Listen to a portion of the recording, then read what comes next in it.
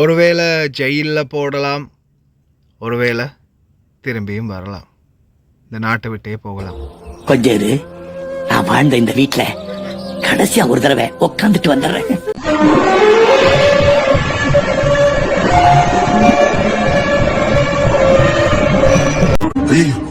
நீங்க ஃபீல் பண்ண வேண்டாம், நான் என்ன பொறுக்கும் போது காரோடையா பொறுங்க.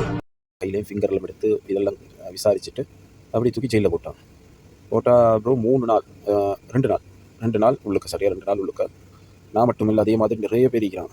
அப்போ හලෝ සප්‍රන් අයියේ ඔයාට මේ බොහොම ස්තුතියි. ඔයාගේ වීඩියෝ මම මේ කම බලනවා, TikTok එකෙත් බලනවා, මේ Facebook එකෙත් බලනවා.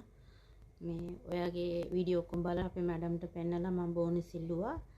මට බෝනස් හම්බුණා. මට 400ක් බෝනස් හම්බුණා. මම අවුරුදු 3ක් හිටියා. මට 400ක් බෝනස් හම්බුණා. ඔයාට බොහොම ස්තුතියි. அஸ்ஸலாமு அலைக்கும் வரஹ்மத்துல்லாஹி வபரகாத்துஹு. அன்பார்ந்த அனைத்து உறவுகளுக்கும் இனிய மாலை வணக்கம். சர்ஃபான் BA vlog சாப்டர் விசாரணைக்கு வருது. அடுத்த வழக்கு சொந்த வழக்கு இல்லை, பொது வழக்கு. பார்க்கலாம் என்ன நடக்க போகுதுன்னு.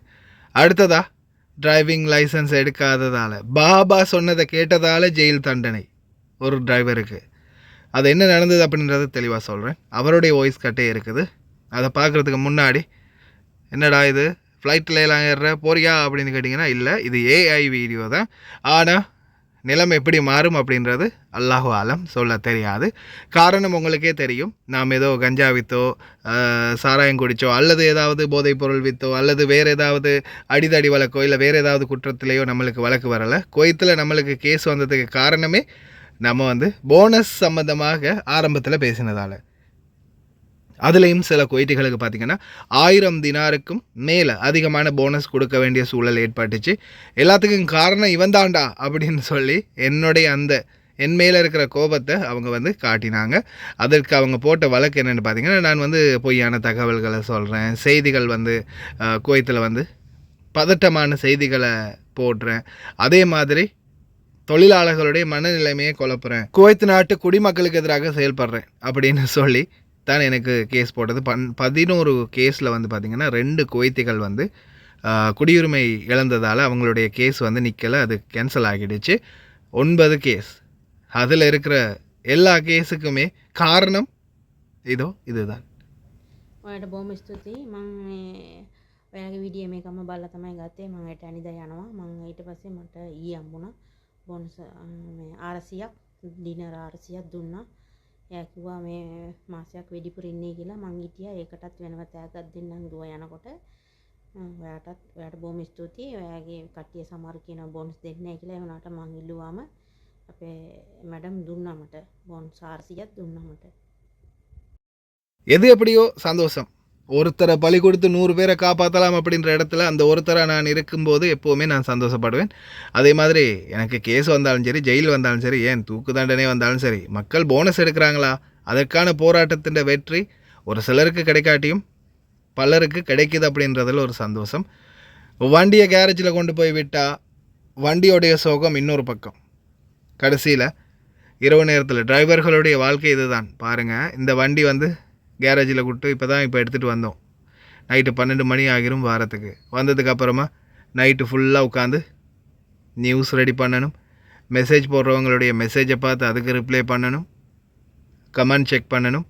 இந்த மாதிரியே விடியும் போது நம்மளுடைய நாள் பொழுது முடிஞ்சு போயிடும். அதுக்கப்புறமா சில நேரம் தூங்க கிடைக்கும், சில நேரம் தூங்க கிடைக்காது. நம்மளுடைய ரெகுலரான சாப்பாடு, பல ஓட்டுநர்களுடைய சாப்பாடு, டிரைவர்களுடைய சாப்பாடு இந்த சம்முன், சாய், பெப்சி, 7up இந்த மாதிரி தான் போகும். என்னுடைய நடைமுறையான சாப்பாடு பனிஸும் வாழைப்பழமும் தான். கூடுதலாக குர்வாசா அப்படின்னு சொல்லக்கூடிய அந்த பன், இல்லைன்னா மற்ற ஏதாவது ஒரு பன், வாழைப்பழம், தண்ணீர், அவ்வளோதான். டீ பிளேண்டியோ கூல்ட்ரிங்க்ஸோ நம்ம பெருசாக விரும்புகிறதில்ல. ஏன்னா நம்மளுடைய குரல் முக்கியம் அப்படின்றதால. அதே போல் சில நேரங்களில் வாகனத்தில் தான் தூங்குறதுக்கான வாய்ப்புகள் அதிகமாக கிடைக்கும். பல டிரைவர்களுடைய நிலைமை இதுதான். அதுலேயும் குறிப்பாக என்னை பொறுத்தவரையில் எனக்கு நைட்டில் எப்படியுமே தூங்குறதுக்கு பெருசாக கிடைக்கிறதில்ல. ஏன்னா நைட்டு 12 மணி ஆகிரும் வேலை முடிஞ்சு வரத்துக்கு. அதுக்கப்புறம் மெசேஜ் எல்லாம் செக் பண்ணி, அதுக்கப்புறமா நியூஸ் ரெடி பண்ணி, காலையில் போகிற நியூஸ் எல்லாம் ரெடி பண்ணி எடுக்கும்போதே விடிஞ்சிடும். அதெல்லாம் வண்டியில் தான் தூங்குறது. அதுக்கப்புறமா கோல் வந்துச்சுன்னா ரெடியாகி போக வேண்டியது தான். இப்போது வண்டி, இப்போ நான் பாவிச்சிக்கிட்டு இருக்கிற வண்டி, நான் ஓடிக்கிட்டு இருக்கிற வண்டி ஜீலி அப்படின்னு சொல்லக்கூடிய அந்த சைனீஸ் வண்டி வந்து சரி வராது, அதை கொடுத்துடலாம், லெக்ஸஸில் டொயோட்டா ஒன்று பார்த்து எடுத்துடலாம் அப்படின்னு சொல்லி இப்போ கார் பார்க்க கிளம்பியாச்சு.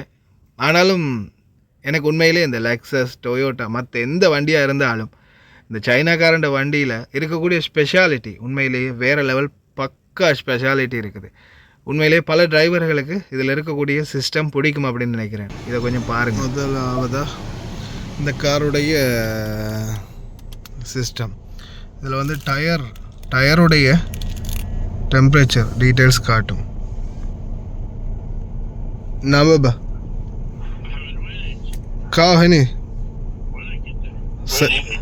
सयारा ओगब सयारा டயரோடைய வெளி டெம்பரேச்சர், அடுத்தது டயர் 4 டயரும் இப்படி இருக்குது. அடுத்தது பார்த்தீங்களா கதவு திறந்துருந்தால் காட்டும். ஒருவேளை இதே பேக்கில் டிக்கி ஓப்பனில் இருந்தாலும் கூட டிக்கி ஓப்பனில் இருக்கிறது கூட காட்டும். அடுத்த டயரில் காற்று, பெட்ரோலில் எத்தனை கிலோமீட்டர் இன்னும் ஓடும், அந்த டீட்டெயில்ஸ் உண்மையிலே இதில் கொஞ்சம் அந்த செட்டிங்ஸ் பக்கமாக இருக்குது. அதே மாதிரி டிஸ்பிளே இருக்கிறதும் அளவுக்கு கம்ஃபர்டபுள். அடுத்ததாக இப்போ பாருங்கள், கண்ணாடியை திறந்து வைக்கிறேன். கண்ணாடி எல்லா பக்கமும் தான், 4 பக்கம், எந்த பக்கமும் சரி, பின்புற கண்ணாடியும் சரி, கண்ணாடிகளை திறந்து வச்சுருக்கிறேன். ஓகேயா, இப்போது அப்படியே வண்டி ஆஃப் பண்ணிடலாம். ஆஃப் பண்ணிவிட்டு இதே ஒரு வேளை நான் கதவு வந்து ஹாஃபில் மூடி வச்சா, இப்படி கதவு நார்மலாக லாக் ஆகாமல் சும்மா நார்மலாக இப்படி வச்சாலும் கேம்ரி கார்லாம் வந்து பார்த்திங்கன்னா லாக் ஆகிரும். சுவிட்ச் அடித்தா டிக்னு லாக் ஆகிட்டு அப்படியே போயிட்டே இருக்கும். நம்மளுக்கு தெரியாது கதவு ஃபுல்லாகவே லாக் ஆகலை அப்படின்னு. ஆனால் அதே இந்த கதவு பாருங்கள், அலாமை மட்டும் பாருங்கள், டபுள் சவுண்ட் அடிக்கும். அதே நம்ம கதவை நல்லா கம்ப்ளீட்டாக க்ளோஸ் பண்ணிட்டோன்னா இதையும் க்ளோஸ் பண்ணணும், அப்போ தான் லாக் ஆகும். டப்பாவையும் க்ளோஸ் பண்ணிட்டோமா, கண்ணாடி இப்போ திறந்துருக்குது பார்த்தீங்களா, மிரர் வந்து திறந்துருக்கு இல்லையா, இதே நான் சாவியை லாக் பண்ணதே நான் பாருங்கள், உடனே பேக் ஃப்ரண்ட் எல்லாமே ஆட்டோவாக க்ளோஸ் ஆகிரும். சில டைமில் நான் முன்னாடியெல்லாம் கேம்ரி வண்டி இருக்கும்போதெல்லாம் கண்ணாடி பின்னாடியெல்லாம் யாராவது பாதியில் திறந்து வச்சுருப்பாங்க, அதை மறந்து அப்படியே நம்ம லாக் பண்ணிட்டு அப்படியே போயிடுவோம் பின்னாடி பார்க்காம. அதே மாதிரி வண்டி கழுகும் போது சில டைமில் ஹாஃபில் திறந்துருக்கும், இந்த இடத்துல கொஞ்சோண்டு திறந்துருக்கும், வண்டிக்கு தண்ணி அப்படியே பிடிச்சிட்டு ஹவுஸில் பிடிச்சிட்டு போயிட்டு அப்புறம் வந்து பார்த்தா உள்ளே ஃபுல்லாக தண்ணியாக இருக்கும், மறந்து போயிருப்போம். ஆனால் இது சாவி அடித்ததுமே மொத்தமாக கண்ணாடியை க்ளோஸ் பண்ணிடும். பார்த்தீங்களா, சிங்கிள் லாக் ஃபுல்லாக கம்ப்ளீட்டாக லாக் ஆகும்போது 1 பீப் அடிக்கும். இதே கதவு பாதியில் திறந்துருந்துச்சுன்னா கதவு ஒழுங்காக மூடலை அப்படின்றத இன்ஃபார்ம் பண்ணுறதுக்காக டபுள் பீப் அடிக்கும். இதே கம்ப்ளீட்டாக மூடிட்டோன்னா ஜஸ்ட் 1 பீப், கண்ணாடியெல்லாம் ஒட்டவாக மூடிடும். சிஸ்டம்லாம் நல்லா தான் இருக்குது. விற்கிறத சொல்லும்போது தான் கொஞ்சம் கவலையாக இருக்குது இந்த காரை. பார்க்கலாம் ஷாலா. இந்த காரை பற்றி உங்களுடைய கமெண்ட் டிரைவர்களை மறக்காமல் கமெண்ட் பண்ணுங்கள். அஸ்ஸலாமு அலைக்கும் வரஹ்மத்துல்லாஹி வபரகாத்து. சர்ஃபான் ப்ரோ, மக்களுக்கு கொஞ்சம் விழிப்புணர்வு ஒன்று ஏற்படுத்துவோம் இந்த விஷயத்தில். ஏண்டா முந்தநாத்து நான் வந்து இப்போ ஒரு 10 மாதம் வைக்கும் முந்தநாத்து ஒரு 4-5 நாளைக்கு முன்னால் நான் வந்து சூப்பர் மார்க்கெட்டுக்கு போயிட்டு இருந்தேன். சாமான் ரூபா எடுத்துகிட்டு வரேன். போன இடத்துல வந்து போலீஸால் வந்து திடீர்னு வந்து வாகனத்தை நிப்பாட்டி வண்டியில் லைசனை கேட்டாங்க, வண்டியில் தஃப்தரை கேட்ட நேரத்தில் நான் தேடி பார்த்தேன், அது முடிஞ்சு. அதுக்கப்புறம் எனக்கிட்ட டிரைவிங் லைசனை கேட்டான். எனக்கு டிரைவிங் லைசன் எடுக்கல, 10 மாதமாக டிரைவிங் லைசன் எடுக்கல. கஃபீல்கிட்ட போய்த்து டிரைவிங் லைசன் எடுத்தாங்க ஒன்று சொன்னாலும் கஃபீல் வந்து கள்ளிவள்ளின்னு கூட இருந்தான். இது 10 மாதமாக ஓடிட்டேன். அதுக்கு பின்னால் வந்து எப்படியோ போலீஸால் உடனே பாபா கோல் அடிச்சு ஃபோனை கொடுக்கும். அவன் சொல்லிட்டான், நான் யாரோடையும் பேச மாட்டேன் அப்படின்ட்டு. அதுவும் நான் பாபாவோட ஃபோனை கட் பண்ணாமல் அப்படியே வச்சுருந்தேன். பின்னால் அவனுக்கு விளங்கிச்சு இப்படித்தான் போலீஸால் பிடிச்சிட்டாங்கன்ட்டு.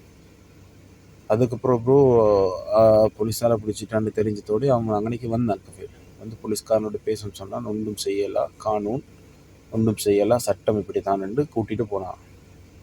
இங்கே ஜஹராலேருந்து கூட்டிகிட்டு போனான். போயிட்டு நான் நினைக்கிறேன் ட்ராஃபிக் ஹெட் ஆஃபீஸ் அங்கேயே கூட்டிகிட்டு போனாங்க. போயிட்டு 2 கையிலையும் ஃபிங்கர்லாம் எடுத்து இதெல்லாம் விசாரிச்சுட்டு அப்படி தூக்கி ஜெயிலில் போட்டான். ப்ரோ 3 நாள் 2 நாள் உள்ளுக்க, சரியாக 2 நாள் உள்ளுக்க. நான் மட்டும் இல்லை, அதே மாதிரி நிறைய பேர் இருக்கிறான். அப்போ அதுக்குள்ளே குவைத்தியல் நிறைய பேர் இருக்கிறான். அதனால் கொஞ்சம் மக்களுக்கு ஒரு விழிப்புணர்வு ஏற்படுத்துங்கோ. நான் அதுக்கு பின்னால் என்னை உள்ளுக்கு எடுத்த நேரத்தில் அவன் கேட்டான், நீ லைசன்ஸ் இல்லாமல் இவ்வளோ காலமாக ஓடினாயிட்டு. நான் அவன்கிட்ட சொன்னேன், சார் நான் வந்து இவ்வளோ காலம் நான் லைசன்ஸ் எடுத்தார சொன்னால் லைசன்ஸ் எடுத்தாரானும் இல்லை. அப்போ அவன் கள்ளி வள்ளி ஓடுன்றான். இப்போ நான் என்ன செய்ய, பேசினா உள்ள பிரச்சனை, நிம்மதி இல்லை அப்படின்னு.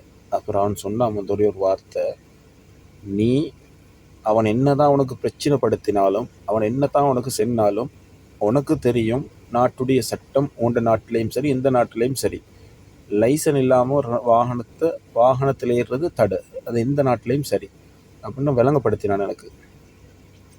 சென்னான் வந்து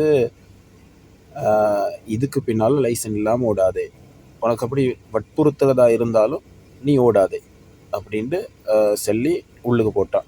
போட்டு ப்ரோ 2 நாளைக்கு போகிறோம், வெளியே போட்டான். இப்போ போ அப்படின்ட்டு. பின்னால் நான் பஸ்ஸை பிடிச்சி ரூமுக்கு வந்து சேர்ந்தேன். பின்னால் கஃபீல் அதுக்கப்புறம் அடுத்த நாள் லைசன்ஸே கூட்டிகிட்டு போனான். அப்போ எனக்கு வந்து 75 தினார் ஃபைன் பண்ணிக்கிறான் அக்காமக்கு. அடுத்தது வந்து வண்டியில் இன்சூரன்ஸ் இல்லை, அதுக்கு வேறு ஃபைன் பண்ணிக்கிறான். அடுத்தது வந்து எனக்கு லைசன் 1 மாதத்துக்கு லைசன்ஸ் செய்யலாம், 1 மாதத்துக்கு லைசன்ஸ் செய்யலாம். 1 மாதத்துக்கு பின்னால் வந்து லைசனை செய்ய சொன்னான். அடுத்தது வந்து 1 மாதத்துக்குள்ளுக்கு அந்த ஃபைனை கட்டவும் இல்லை, 1 மாதத்துக்கு போகிறோம் தான் அந்த ஃபைனையும் கட்டணும். எனக்கு தெரியா எப்படி உண்மையோ அப்படி தான் நடந்துச்சு. அதனால் மக்களுக்கு கொஞ்சம் விழிப்புணர்வு ஒன்று ஏற்படுத்துங்கோ. இந்த விஷயத்த லைசன் இல்லாமல் யாரும் ஓடாதீங்க. ஓடினா ஜெயிலுக்கு போனால் உள்ளுக்க போய் தான் பார்க்கணும். மனுஷர் எவ்வளோ கஷ்டத்தோடு எவ்வளோ பேர் இருக்கிறாங்க. சிலவங்க லைசன் இல்லாமல் ஆக்சிடெண்ட் பண்ணிட்டு வந்து 15 நாள் 20 நாள் இருந்தாலும் அதே உடுப்போடு 20 நாள் அதே உடுப்போடு இருக்கணும்.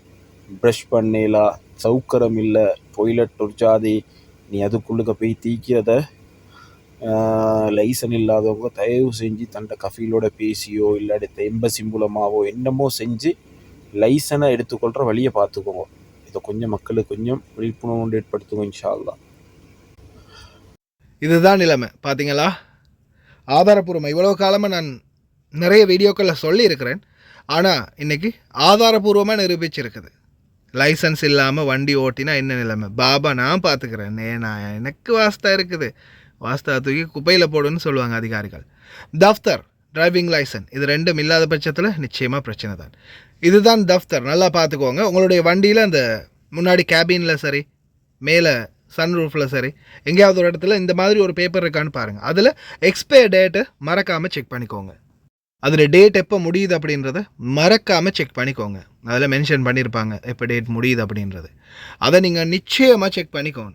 ஏன்னா அதுவும் உங்களுக்கு தான் ஃபைன். அதுக்கும் வேறையா ஒரு நான் நினைக்கிறேன் 30 தினார் மாதிரி ஃபைன் வரும்னு நினைக்கிறேன்.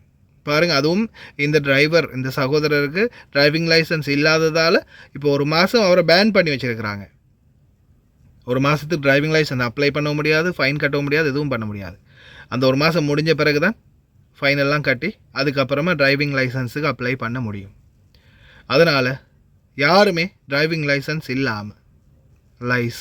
இல்லாமல் வண்டி ஓட்டாதீங்க. லாயஹத் சூக் பிதுன் நிஜாசா, பாபா குல், பாபா ஃபி வாஸ்தா, மாமா ஃபி வாஸ்தா, ஆன பாபாபாத் சுர்தா முரூர் கல்லி வல்லி மானிக் ஷுகுல் அலல் முரூர் இதா இஷ்டிக்கி அலத்தூல் யஹத் ஒத்தி Sijan மினுரோ Sijan இந்தத்ரோ Sijan منو قاد ذاك السجن كم شهر انت تقعد. ما في اكل، ما في صباح، ماكو نوم عدل، كله حقك انت مو حق بابا. Anyway, please don't drive without license. Before you take the car, you got license. You ask from your sponsor, I need the license. Without license, I can't drive. Because the Kuwait rules, if anywhere police arrest me, I want to go to jail. Because without license, I will drive. Anyway, please, don't drive anybody without license. Inform your sponsor to take the license before. இதை நான் 2 மொழியிலையும் சொன்னதுக்கு காரணம் எங்களுடைய நியூஸில் எது போட்டிருக்காங்க பாருங்கள் அப்படின்னு சொல்லியாவது காட்டுங்க. தயவு செய்து காட்டுங்க. டிரைவிங் லைசன்ஸ் இல்லாமல் வண்டி ஓட்டாதீங்க. ஏன்னா சில நேரங்களில் ஒரு வேளை விபத்துக்குள்ளாகிடுச்சு, அல்லாஹ் பாதுகாக்கட்டும் அனைவரையும், ஆக்சிடெண்ட் ஆகிருச்சு. என்ன செய்கிறது? லைசன்ஸ் இல்லாமல் வண்டி ஓட்டிருக்கீங்க அப்படின்றதால உங்களுக்கு கூடியபட்ச சிறை தண்டனை 1 வருடத்திலிருந்து 3 வருடம் வரைக்கும் சிறை தண்டனை வரலாம். 1000 3000 தினார் வரைக்கும் அபராதம் வரலாம். அதே கை கால் உடஞ்சிருச்சு யாருக்காவது இந்த விபத்தில், யாருக்காவது உயிர் போயிடுச்சுன்னா அவ்வளவுதான், சோழி முடிஞ்சது. இறைவன் பாதுகாக்கட்டும் அனைவரையும். தயவு செய்து ரொம்ப கவனமாக வண்டி ஓட்டுங்க. அதே மாதிரி இன்னொரு அன்பான ரெக்வஸ்ட், சில நேரம் இப்போ இந்த முறை இயரிங் வாரதால் லோயர் எனக்கு கால் பண்ணார். இன்ஷா அல்லாஹ் எனக்காக நான் யாருக்கு அநியாயம் செய்யலை, என்னால் முடிஞ்ச வரைக்கும் மக்களுக்கு நல்லது தான் பண்ணியிருக்கிறேன். எத்தனை பேர் கடைசி வரைக்கும் பார்க்குறீங்கன்னு தெரியலை. ஜஸ்ட் ஒருவேளை என்னுடைய சத்தத்தையே காணும், என்னடா சர்பான 2-3 நாளாக காணுமே, ஒரு நாள் கூட வீடியோ போடாமல் இருந்ததில்லை, கிட்டத்தட்ட 4.5 வருஷமாக ஒரு நாள் கூட வீடியோ போடாமல் இருந்ததில்லை இல்லையா? தொடர்ந்து வீடியோ வந்துக்கிட்டே இருந்துச்சு. ஒரு சேனல் இல்லாமல் போனால் கூட அடுத்த சேனல் உடனேக்கு சுட திறந்து அடுத்த வீடியோ போட்டிக்கிறேன். அதனால் ஒரு வேலை இல்லையா, யாரும் பதட்டப்பட தேவையில்லை, ப்ரே பண்ணுங்க. யாருக்காவது நான் தப்பு தண்டை பண்ணியிருந்தா கூட, யாருடைய மனசை புண்படுத்தியிருந்தா கூட மன்னிச்சுக்கோங்க. ஒரு வேலை இன்ஷா அல்லாஹ் அல்லாஹ் கரீம், ஒரு வேளை இந்த வழக்கில் என்ன விசாரணை பண்ணும்போது என்ன மாதிரியான தீர்ப்பு வருதுன்னு தெரியலை. ஆனால் தயவு செய்து யாருமே பதட்டப்பட வேண்டாம். அதே மாதிரி ஃபோட்டோ போடுங்க, அவருக்கு விடுதலை வாங்கி கொடுங்க, அப்படி பண்ணுங்க இப்படி பண்ணுங்கன்னு யாரும் எதுவும் சோஷியல் மீடியாக்களில் போடவோ இது பண்ணவோ தேவையில்லை. நம்மளை தியாகி ஆக்க தேவையில்லை. இன்ஷா அல்லாஹ் போன ரூட்லேயே திருப்பி வாரத்துக்கு எல்லாம் வல்ல இறைவன் வழிவகுப்பான்னு நினைக்கிறேன். ஜஸ்ட் ப்ரே பண்ணுங்கள், அவ்வளோதான். பார்க்கலாம். ஏன்னா நம்ம எந்த தப்பும் பண்ணலை. சிஐடியாலே இன்வெஸ்டிகேட் பண்ணி எந்த தப்பும் இல்லை. என்னுடைய சேனலை ஃபுல்லாகவே அவங்க அனலைஸ் பண்ணி என்னுடைய வீடியோக்கள் செக் பண்ணி எல்லாம் பார்த்துட்டு இல்லை என் மேலே எந்த குற்றமும் இல்லை, குற்றம் இல்லை அப்படின்றதால தான் இன்றைக்கும் தேச துரோகி வழக்கு போட்டு கூட நான் இந்த நாட்டுக்கு எதிரான செயல்பாடுகள் செஞ்சேன்னு கேஸ் போட்டும் கூட நான் வெளியில் இருக்கிறேன் அல்ஹம்துலில்லாஹ்னு. பார்க்கலாம். பெருசாக எதுவும் பதட்டப்படுற அளவுக்கு ஒன்றும் இல்லை. எல்லாம் வல்ல இவனுடைய நாட்டம் எதுவோ அதுவே. ஓகே ஃப்ரெண்ட்ஸ், ரொம்ப கவனமாக இருங்க. லைசன்ஸ் எடுக்காமல் தயவு செய்து வண்டி ஓட்டாதீங்க.